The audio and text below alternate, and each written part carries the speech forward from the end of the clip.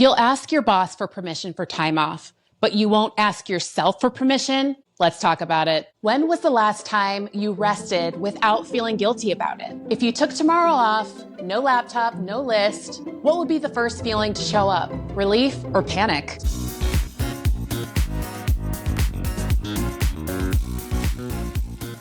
So you finally took your mental health leave, whether that's one day or whether it's an FMLA sort of thing where you're taking a couple of months off. And what's the first thing that you do? Maybe it's write a list of all the things that you need to accomplish in your home, things that you haven't done before, that you've been meaning to get to, but you haven't. Maybe it's to color code a list of like all the self-care activities that you want to do.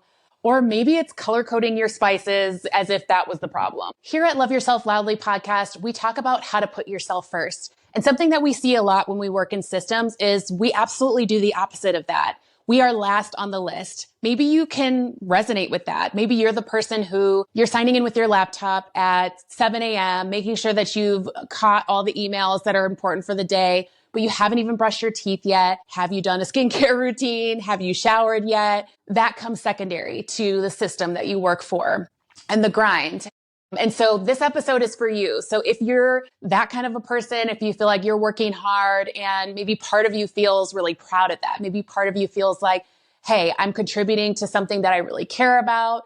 These projects are really important to me. Great. We want to validate all of that. And we also want to acknowledge where you're putting yourself second to the system and how that's impacting you. Now, taking a mental health leave is not productivity in a bathrobe and just making sure you're continuing to stay on the hamster wheel. This is about rest, how to come back to yourself over and over. So if you are thinking about taking a mental health leave, if you've already taken that step, you've taken action toward it, and you're trying to figure out what to do, please come back to this episode multiple times because it does take some time, some patience to shift a pattern that we may have grown up around our whole entire lives. So unlearning that whole put the system first, do everything to get that recognition, making sure that you're viewed in a certain way. There might be some shame around that. That is conditioned within you. And so be gentle with yourself as you listen to this episode. Hopefully you gather a few tips here and there about what to do when you take the time off so that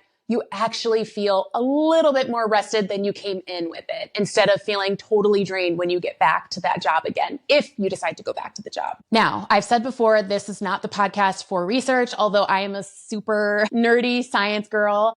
I really wanted this podcast to feel relatable, so I don't go into a lot of research and facts. But this episode, I do think it's important to get down to the nitty gritty of what is actually going on in this world, in this economy. How are people feeling working in systems these days? Whether you're working in tech, whether you're working as a lawyer, a doctor, any system that you're a part of. Let's break down what's happening for our mental health and how it's affecting us, especially right now. Now, this quote says 61% of HR leaders say mental health leaves are increasing over this past year. And this is research from 2026 from Spring Health. So pull up the document, read more into it. But 61%, that is striking. I hope that you feel less alone because there is this whole idea of taking time off, taking leave for your mental health that feels like a weakness, but actually everyone's burnt out. Everyone is overwhelmed. There's a lot going on. And then on top of it, we're on this hamster wheel of productivity, getting things done, submitting our projects, answering emails, all the things. There are strategies that have made it easier over time. I put it in quotes, easier, but it's really not easy to work in systems. And we're seeing that in the research. And so my hope is that we get more research to see and affirm and validate what you might already be feeling inside, which is, I can't keep up. I'm overwhelmed. I want to have a good reputation and show up for my position, but I'm finding it really difficult to do that. I want you to just take a breath right now with me because you're not alone. Everybody is stressed out. And I've said this in earlier episodes, but we're not machines, but sometimes in systems we're treated like machines. And that could be really difficult to grapple with. Wanting to reach that milestone, wanting to reach that next phase, reach your goals. And not having the protected time or support to do that. And so it feels sometimes almost impossible, and that you're working hard, but for what? And so taking time off can be a real radical act of loving yourself, even if it's just one day that you take off to rest and say, I'm not checking my emails today. I'm not going to go on and see if everybody's okay. I'm going to do me today. That is a radical act. And if you've done that or have made a choice to do that, great. If you're thinking about it, also, congratulations. I would say for perfectionists, there's an example that I like to give of just writing that email multiple times about needing some time off from work and the guilt you feel, oh, I'm doing something wrong. I shouldn't have to ask for this. I'm a burden. People are going to have to take over my projects if I don't. Maybe if you're in the hospital system, someone's going to have to take my overnight shifts. I don't want to have to burden them, their family. So there's a deep compassion in that. You are a good person for thinking about not only your colleagues, but who would be impacted by the time that you're taking off.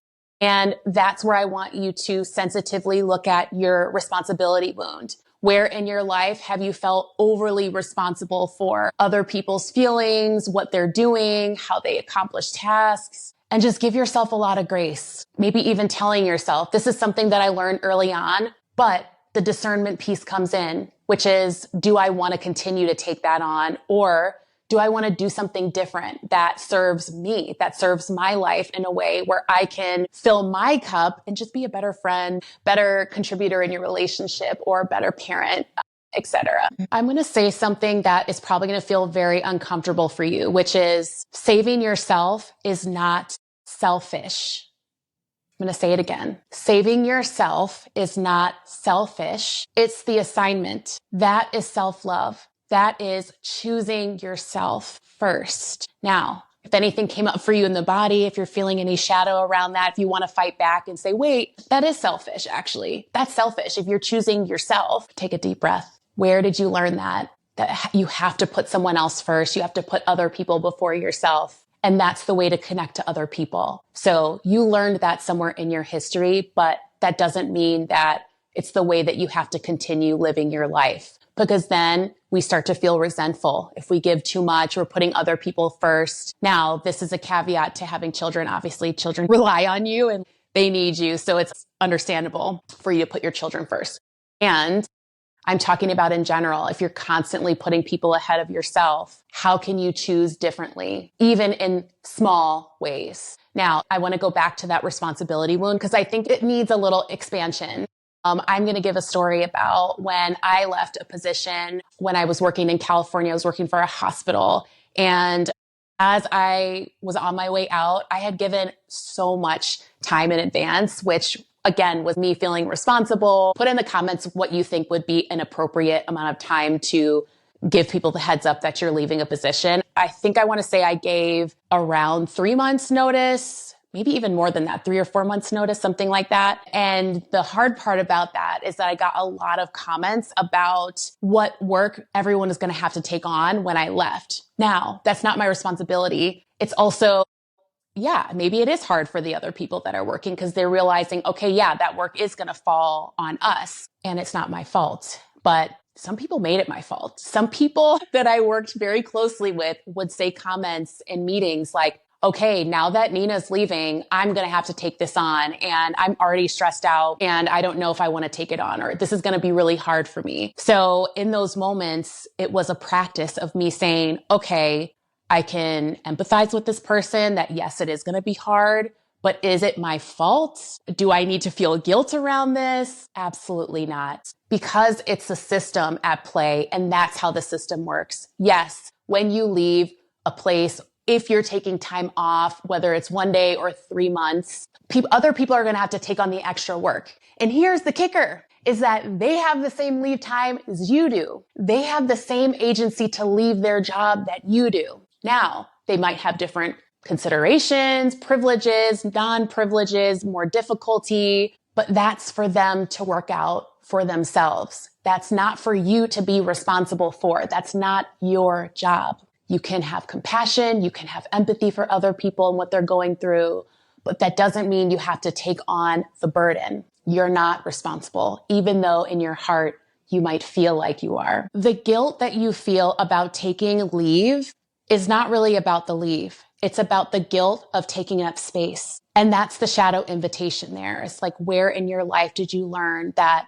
you couldn't take up space, that it wasn't safe to do that? And just be gentle with yourself, because it is really hard and it's not easy when it comes to choosing yourself, because you may have been conditioned to do otherwise. Now, you've taken the leave. Let's say you've taken the leave, whether it's one day, whether it's a couple weeks, whether it's a couple of months. There are two traps that we can fall into. And I want you to think about what makes sense for you. You might fit into both of these boxes, but the first is that you just continue the busyness. So you're go at work. And then you go into the exact same pattern once you take your leave. Now, that's your comfortable spot in your nervous system. You want to be busy, you want to go, and you just continue that. So maybe it's you organize your linen closet, or you deep clean your entire home, or you make a list of all the things that you need to get done, and you're just going project to project every single day. Stop and take note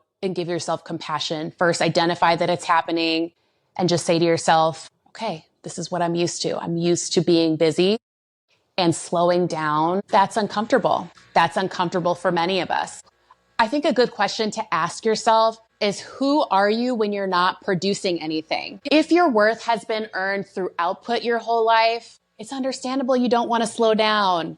It's understandable you want to keep going, because if you don't, what does that say about you? And what would it mean if you had to sit with those feelings of, I'm a failure, I didn't accomplish anything today, I didn't do anything of substance? What would it be like for you to sit with those feelings? It would feel pretty hard. Sometimes we don't want to feel that. And that leads me to the second trap, which is the avoidance. Now, I want to give you a metaphor because I think sometimes that can help us better than anything else, which is if you're going like, I don't know, I haven't driven a car in so long, so I couldn't even tell you, but if you're going like 90 miles an hour on a freeway, which is what's happening at work, it's meetings, projects, emails, Slack messages, you go from that to absolutely nothing, your body is going to feel that shift and it's going to be uncomfortable. It's going to be wildly uncomfortable. All these feelings are going to come up. Your body might start to feel tense. It's actually not going to feel restful at all. And so the deceleration process is important. We're going to talk a little bit about how to do that.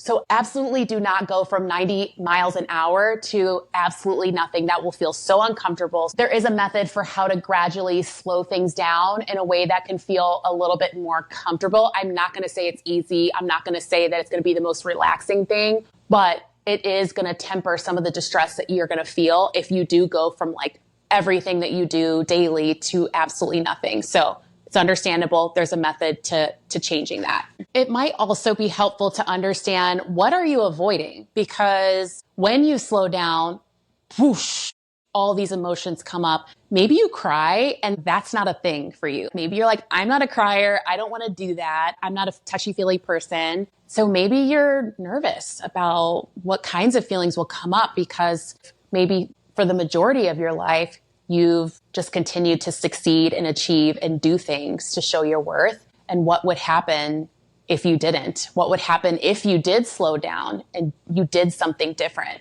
The grief would come up, the sadness, the loneliness, the isolation, those feelings of insecurity. Am I even enough? So it is scary to have to think about dealing with that. And the cool thing about being human is if you allow yourself to feel those feelings, the depth of the grief, it moves through you like a wave. Only the time that it sticks is if we avoid, if we push it down, then it's hard. And this is something that could be really helpful to you, is if you do end up taking more of a lengthy mental health leave, it could be helpful to work with a therapist or a coach during that time so that you do feel fully supported in whatever feelings come up when you do slow down and take your leave in a way that is self-serving. That is the point, to come back to yourself and not to feed the system that has been churning out projects and ambition and achievement for so many years. Some parts of you might feel really proud of that. And you're also human. You're also a person underneath all of those things that you have achieved. And what would it be like to meet yourself there? Maybe it's a little uncomfortable at first, and then after, maybe it feels really good. Maybe it feels restful. Maybe it feels like ease, and maybe your energy shifts in a good way. Maybe people feel more connected to you because you feel more connected to yourself. I remember I took 3 weeks off of a hospital job that I was in on the East Coast. And it was a job that was like very intense. And at the same time, I knew I needed a break. The break came at a great time because I had a few weddings of some close friends in California and LA. And I knew I was going to be seeing people that I love and care about. And so I took those 3 weeks off. I would say the first couple of days, I was exactly how I was describing. Should I be accomplishing something? Should I be writing in my journal? Should I be writing a list of all the things I need to accomplish? But I think a couple things that really helped and were supportive to me is all of the friends that I was going to see. They were so happy to see me and I was happy to see them. And we're all jokesters when we're together. So we're just having fun. We're roasting each other. We're laughing. And I went from thinking about work, maybe on the plane there, to totally forgetting. By the time I came back to my job, I'm like, what do I do again? Okay, let me remind myself of like the routine and where I check in, what I'm supposed to do, because I was so present. I was in the moment. And I was also seeing some good friends getting married, which was really exciting and brought out all the love in myself. And so having social support during your time off can be really helpful. And that's not one of the skills I'm going to bring up later, but it is such an important healing mechanism. Don't socialize the entire time, have some time to yourself, but doesn't it feel good to connect to someone that makes you laugh and gets you out of your element? And I want you to think about that. Maybe as you're hearing me talk, you're thinking of someone in particular who just makes you laugh and you have a great time with them and you're totally present with that person. That's a person that you want to be around when you take this time off, because it's going to fly by if you don't have those moments with your friends, with yourself. And so it's something that you have to be really intentional about on your time off. So a couple of points about having a schedule. It's really important when you take any kind of mental health leave to schedule some things, a gentle schedule. Not an intense schedule like you would have at work where you have meeting after meeting and you're like not even sure if you could take a break to go to the bathroom. No, it's not that kind of schedule. But like I was saying before, going from doing all these things to doing nothing, that's not helpful for your nervous system. So you're off ramping a little bit at a time, which means a gentle schedule can be really fruitful for you. And because this is the Love Yourself Loudly podcast, we're going to talk about resting loudly, which means you're not taking your leave and under the covers the whole time hiding in shame because you're so embarrassed that you took it. How do I rest loudly? How do I tell people, don't call me during this break? Lose my number during this break. I'm gone. Don't reach out to me about projects while I'm away. Set your boundaries, love yourself loudly, and say rest is part of this process. And I'm okay with that. I'm claiming the rest. That's loving yourself loudly. So I created something called the 3 anchor day and adjust it the way that you think you might because every person is different, but I'm going to read these off to you. The first one is schedule for your day one thing that you love. So this could be pottery, a dance class. Maybe it's like a dance class you were thinking about doing, but you've never done. Maybe you want to learn ballet. You want to go to a Zumba class. Is Zumba even a thing anymore? I feel like I missed out on that trend and I'm kind of sad about it because it did look fun. I don't know if it's still a thing. So put in the comments if you're a Zumba dancer. Something creative with no metric attached to it. So it could be like oil painting, acrylics, whatever, something that you feel really interested in and you think would keep you in the present moment and keep you in a creative space. Because that's good green zone energy, which is when we're grounding our nervous system, which is very important to have that time. The second thing is one thing for the body and your intuition. This is huge because if you are used to a schedule where you are completely packed for the day, you have absolutely no time to listen to your intuition and what's next for you. And maybe what's next for you when you return from your mental health leave is coming back to the same position, more refreshed, more ready to set the healthy boundaries that you need. And maybe sometimes you're coming back to a position kind of thinking, maybe I actually want something different for my life. Maybe you work in tech and you actually want to be a baker. I know a lot of people got into baking during the pandemic and they're baking all these cool things. Maybe that's you. Maybe you want to start a record company. Maybe you want to start a band. You have more time to listen to your intuition because when you are overwhelmed, when you are burned out, your body is not going to allow you to listen to that intuition. So I wrote down a walk in nature, not listening to a podcast, you guys, not listening to music. I know it's so tempting to do that when you're walking. A mindful walk. You're in nature, you're grounding yourself, you're smelling the flowers, that kind of walk, which can sound kind of boring to someone who needs to be busy all the time. But trust me, it's important to have this time. Maybe you don't even bring your dog. I put that for a reason. Well, it's a long story, maybe for another episode, but I'm not a pet person, but I know a lot of people are. I'm allergic to dogs. What can I say? But if you're a pet person, you like to bring your dog everywhere, great, good for you. And you can try to do one walk without your dog. So you're not focused on your dog. You're not seeing like, are they okay? Are they enjoying it? It's just you time, your solo time to listen to yourself. That's key.